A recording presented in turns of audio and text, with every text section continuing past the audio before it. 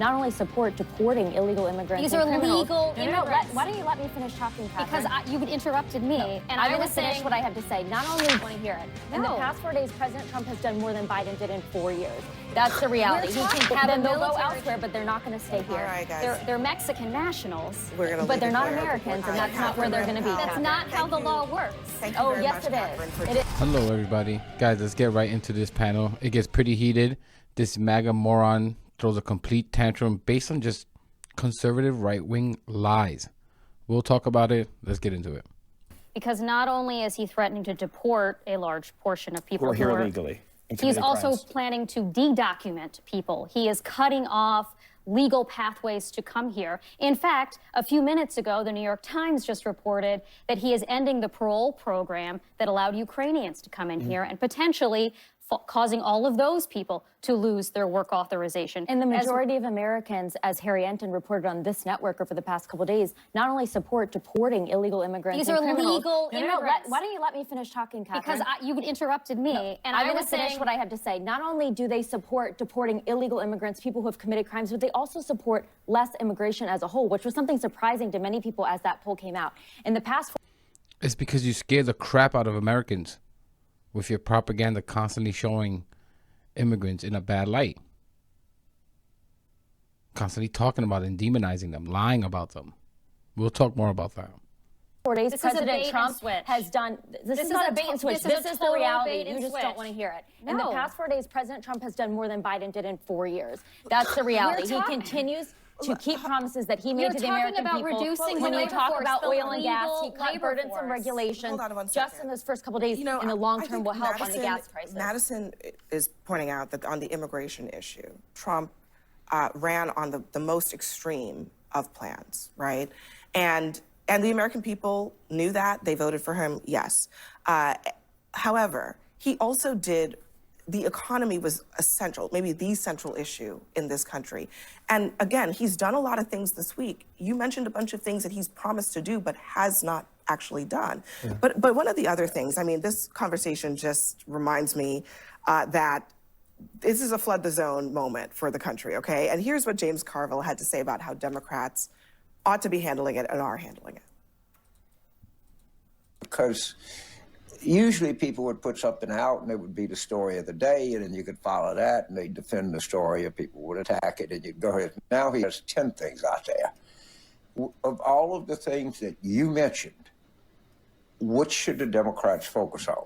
What they will end up doing is what they always do. They will focus on all 10. And they will do no good. Steve Bannon, I think the guy was right. He said, we're just going to flood the zone with shit. And we're now flooded with shit. And we just don't have a response. We just don't. Have Democrats basically failed the test here? I mean, Trump was basically trying to give them so much stuff to deal with that they can't hold any of it in their hands at the same time. God for me be the one to defend Democrats when I was going to lead this segment and you stole my thing on the Fast and Furious meets Dumb and Dumber. And I think that what we've seen is a whole bunch of stuff that is crazy. And look, at the end of the day, to your point, TW, if he did half the, almost said a bad word, if he did half the stuff that he said he was going to do, I'd be all in. And I don't wish him any ill will. I just think that I've done this long enough, and I grew up on a farm in East Texas enough to just know what I see when I see it. And he says what people want to hear. And when it comes down to doing it, there wasn't a bunch of workers behind him at the inauguration. They were the richest 5 people in America for a reason.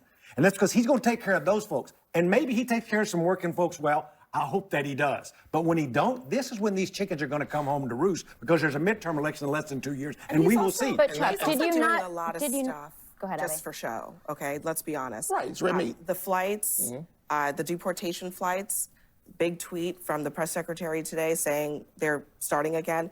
They didn't really ever stop, except that now they're happening with military flights, which, according to DOD, costs, by my count, I'm not good at math, 3 times at least as much as a private charter flight, which is what the government Well, usually especially if they spends. can't land. Those C-130E, I mean, those numbers are astronomical. If I could... And guys, again, the past 4 years, immigrants provided $98 billion towards Social Security for us Americans that they don't benefit from because they're not citizens. And not only that, I told you my view on it. Of course, we shouldn't have wide open borders. No one sane believes that. But guys, we have 8 million unfilled jobs. There's just a lot of jobs that Americans don't want to do or won't do for the pay. And so we kind of need it, especially in the agriculture business, the food prep business. We need it. We're leaving money on the table because Americans are not going to do it. And if Americans do it, it's going to be a lot more expensive. Those industries will die because Americans are not going to pay 4 times the amount for a lettuce head. It's just, you have to understand this. Give the Democrats some advice right now, it would be weird advice. I would actually tell them to do less. The Democrats have so many problems in their own house. There's such a crisis of leadership there, messaging there. Deal with that. Do less. I personally believe that a lot of the Trump agenda is going to be catastrophic for America. I think you're going to see prices raised when you look at farms all over the country with not having workers. These farmers, some of them Trump supporters have already said this. I think you're going to see people actually be uncomfortable with some of the images that they see coming out of these ICE raids. I think you're also going to see Americans not just inconvenienced in these ICE raids, but also potentially harmed, detained, hurt. So I think a lot of this stuff is going to backfire. And if it's me and I'm advising them, play it a little slower. Yeah, I think we saw him on the campaign trail repeatedly make promises about here's what I'm going to do immediately when I get into office when it comes to the border, when it comes to immigration. A lot of what Biden did getting in is what caused us to see those numbers go up so much. What did Trump do as of the past 4 days? He declared a national border emergency. He ended birthright citizenship. He ended catch and release. He reinstated Remain in Mexico. He designated cartels as foreign terrorist organizations. The list goes on and on and on, but we're seeing those numbers come down already. We'll continue to see them come down. And what did the Biden administration and Democrats do when supposedly Democrats on this network arguing, hey, we had the list of these people before. Why were they not gone before Trump took office Monday? These are criminals, a lot of them in gangs, and they do not belong in this country. Because Venezuela won't take them back. Well, we'll see the Supreme Court. We'll ask the question about that, but it is a promise he made that I just want to ask you one quick thing because we got to go. Are you okay with the White House using the most expensive means to deport immigrants just for a photo op? I want them out of the country. I want to see our communities safer. I've talked to people who have been impacted by this, who have been victims of violent crimes at the hands of illegal immigrants. We have a crime problem in this country as it is. We've talked about it on the show. And the last thing we need is people who aren't even legally supposed to be here adding to that problem. But they can't even land the military. So gross. NBC reported earlier today that Mexico turned away the military jet that was carrying the deportees because it was an insult to Mexico. Then they'll go elsewhere, but they're not going to stay here. All right, guys. They're Mexican nationals. But they're not Americans, and that's not where they're going to be. That's not how the law works. Thank you very yes, much, it Catherine, is. for It joining is. They do us. not have any legal Hold on, right to be Madison. here. We got to leave it there. Thank you, Catherine. Appreciate She's an absolute freak. I don't know that MAGA pundit's name, but it's so gross, and I'm sick and tired of them trying to connect immigrants with crime. It's the same thing they do with black people. They've been doing it for hundreds of years. It's to try to demonize people and try to make it seem like, okay, these are the reasons for your problems. These are the reasons why crime is up. When first off, illegal immigrants are committing crimes at a lower rate than Americans. So mathematically, they are bringing that percentage rate down. And like, I blame this crap, again, for Trump getting into office on Hispanics. Obviously, Hispanics that voted for Trump. It's a betrayal. I see nothing else more than a traitor. And it's just a weak move because it's a psychological, like, one way not to feel like you're being oppressed when you clearly are, or attacked, is to join the oppressor. That's what I think about Tim Scott. Outside of Byron Donalds, Candace Owens, I think about that for a lot of people.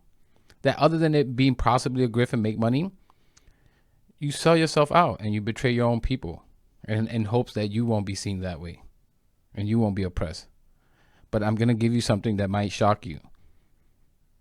Hispanics that voted for Trump. You'll never be accepted. And I'm mainly speaking about the ones that are my skin color or darker tone. Because white Hispanics like Rubio and Ted Cruz, they get treated more favorably. That's just a fact. Than a Hispanic my skin color. No one could argue with that. But anyway, there's enough Hispanics that are my skin color or of a darker tone that voted for Trump. And I'm going to tell you something. They have less respect for you than they even have of people like me who are constantly pushing back and fighting back against this racist garbage. Because they think people of color are dumb. That's one of the many disgusting things they think. And by you siding with them and agreeing with them when they're clearly racist against black and brown people, you're proving that to them. And this violent crime thing, I'm sick of this. It's so dangerous to do this when it's clearly a lie.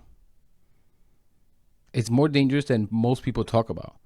It not only leads to races being affirmed, but it creates, not only does it create racism, but it creates biases, is what I would say, for at least some people or the majority of the population. They'll start having biases against Hispanic people and black people. They've been doing this for shit ton longer. And these biases start to say, oh, look at that, they're violent. Oh, look at that, they're criminals. Oh, look at that, they're dumb.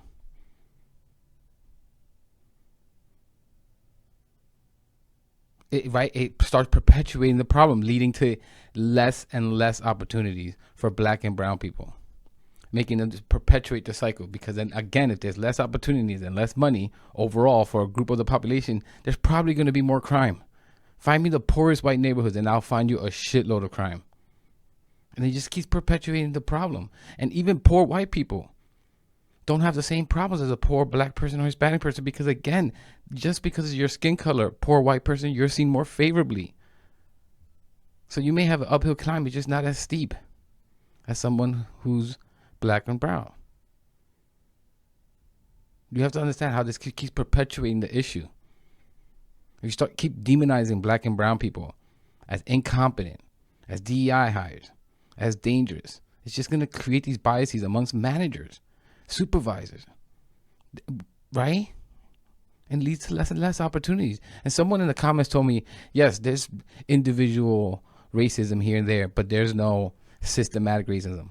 That is it. If you can believe that there's individual racism, why can't you believe that some of those people are managers, are CEOs, are supervisors that are hiring people? Don't you think these same people, even if they're not just flat out racist, that they're having these biases, propagandizing them? This is all they're seeing on news, Fox News, and these right-wing pundits that they follow.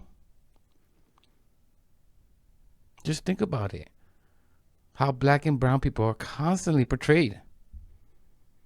You put a superhero, a black superhero, the right wing freaks out. Why do you think that is?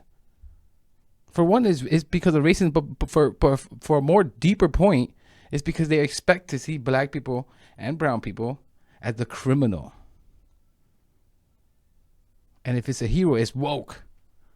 It's disgusting. You have to understand what's being done to conservatives that claim you're not racist and you have no racial biases. But understand that if you believe this right-wing garbage, you are perpetuating the racism. But anyways, guys, I'm going to leave it there. Let me know what you think in the comments, and I'll catch you in the next one.